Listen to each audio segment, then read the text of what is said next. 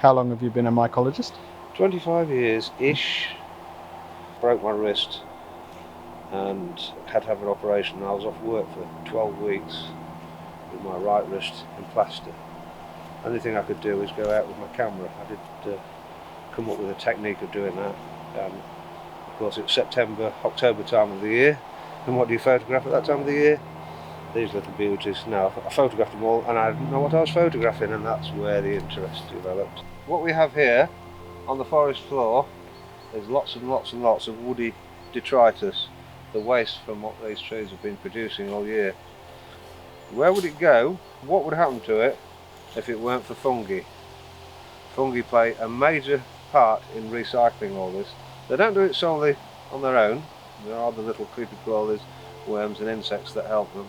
But without fungus, we would be knee deep every year in this, and it would just get deeper and deeper and deeper. What actually happens is all the nutrients that have gone into creating these leaves on the trees through the summer is now being returned to the soil for the trees to feed on. One of the richest soils you'll find is in deciduous woodland, which is what we have here. Right, the root structure of the fungus. And if you look at this log, you can see it all over. Even that white mass at the bottom, that's all the mycelium. This is the business end of the mushroom. That's the reproductive end of the mushroom. This is the business end, the bit that does all the breaking down of organic matter and everything. Along with these little fellas, of course. There's a woodlouse there, look. So this is going on every day, 24/7. It's Lepiston nebularis, the clouded agaric. So that's got a lovely bulbous base there, which is part of one of the identifying fields. So that's Lepiston nebularis. These normally grow in a massive ring, and quite often around oak trees. Yeah. That one's not actually ring forming. I dare say there's some more behind it. The mycorrhizal threads will be in a ring form, and they will expand year on year like any other ring forming fungus.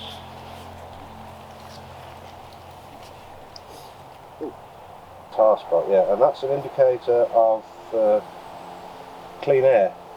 It's multiplied lots and lots in the last 20 years. At one time you'd see it on the odd tree, now you see it on every sycamore. Interesting. It only grows on sycamore. And it's an indicator of clean air? Clean air, yes. That's positive. Ratisma aesarinum. This is one that used to have a beautiful name, and the modern mycologists have changed it. It's now called Clitosobe gibber, and it used to be Clitosobe infundibuliformis. Infundibuliformis means funnel shaped, which this one will be, well, it would have been if I'd pulled it out of the ground. It will become funnel shaped, and that's what infundibuliformis means.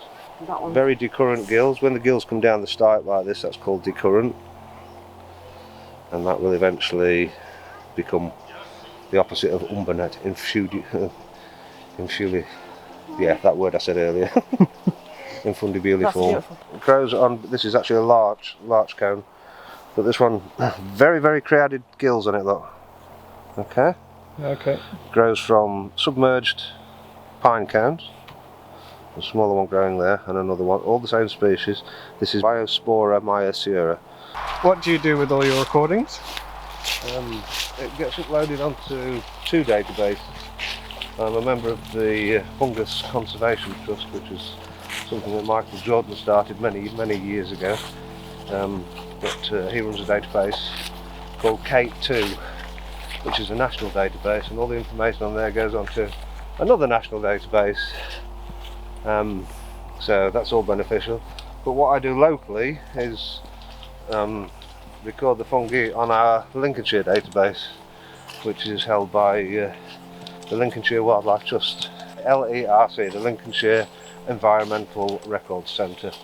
They keep a database not only of fungi but of all living creatures, trees, grasses, bats, deer, mammals, the lot. So my little contribution is just a tiny little bit in the big spectrum, but all worthwhile.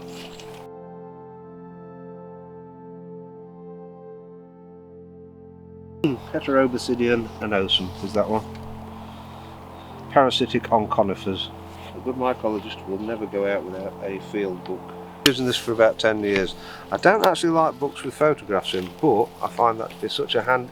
It's got all the species in that you'd expect to find out in the field, and you only end up taking about half a dozen home. That, I would guess, is a snapping bonnet. Yeah. Huh. No, it's not. It's the milking bonnet. See that? Yeah. That white liquid. Yeah. And you snap the stipe and it oozes white liquid. Now there's 3 of these. There's a white one, there's a black one, and then there's this one. And this one It's is Mycena galopus. The black one is Galopus var nigra, and the white one is Galopus var candida. All 3 different species, but they're like cousins. This is Galopus var nigra, the black bit, the black one of the 3 that I was mentioning earlier. okay. I've seen some milk on my finger. Look. Mycena galopus var nigra. See how much darker the cap is on this one? Yeah. It can vary from that to really black nearly all the way. I'm going to say this is very common, but I've seen very few of these this year. This is Calibia butteracea. It's got a greasy cap, which is often tinged with yellow, hence the butter cap. But that's now called Rhodocalibia butteracea. Now there's 2 of these. There's one that's associated with conifers, and one that's associated with broadleaf. And I can't tell what this one's associated with, so it will be recorded as Calibia butteracea. Distinguishing features. It's a bit hard to tell because I do this automatically, but it's got the white gills, which all Calibias have, and Gymnopus, which used to be the same species. And this one's got the bulbous base to the stipe. Quite often it's curved like this, but not always. And that buttery, this one's a bit dry, but when they're damp, got a very greasy, buttery type feel, and dark in the centre, fading to pale on the outside, which is typical of the species. Yes, this is Mycena apipterygia, the yellow-legged Mycena. This will eventually open out. This one's not fully developed yet, the cap's not opened, but beautiful one. Coral spot, that's it, coral spot fungus. Yeah, I got coral spot. Yeah, always grows on beech and silver birch. I think I picked this too early. Right.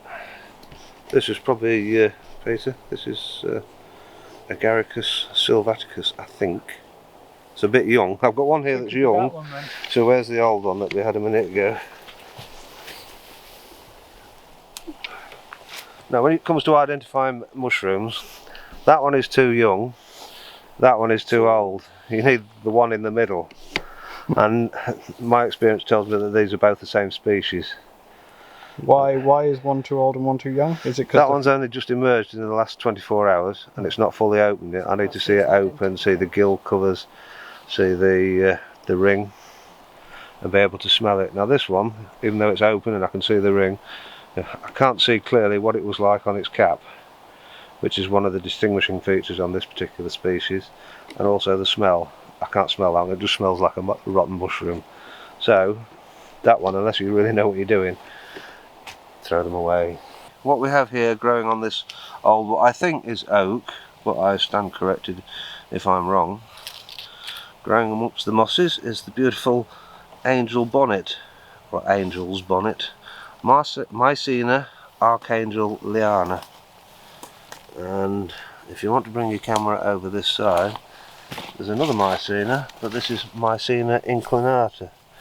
You can tell the difference in the colour of the cap compared to the angel bonnet. Now this one actually tells me that it is most likely oak, because this one is most often found on oak.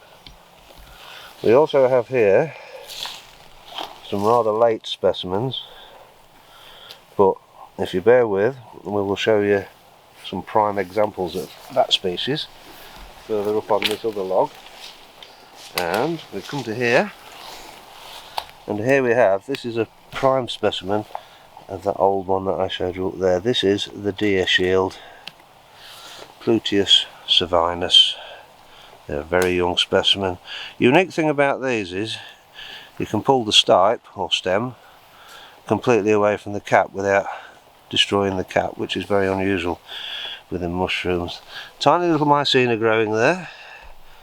Again, I think that's the angel bonnet, though I wouldn't be 100%, and I would expect in a few years' time there will be quite a lot of those, because they will be growing underneath the bark Be a huge network of mycelium there. And here, to keep things interesting, we've got more of what we found on the other log, which tended me towards this being an oak. This is Mycena inclinata, the clustered bonnet. What we have here is Macrotyphula juncea.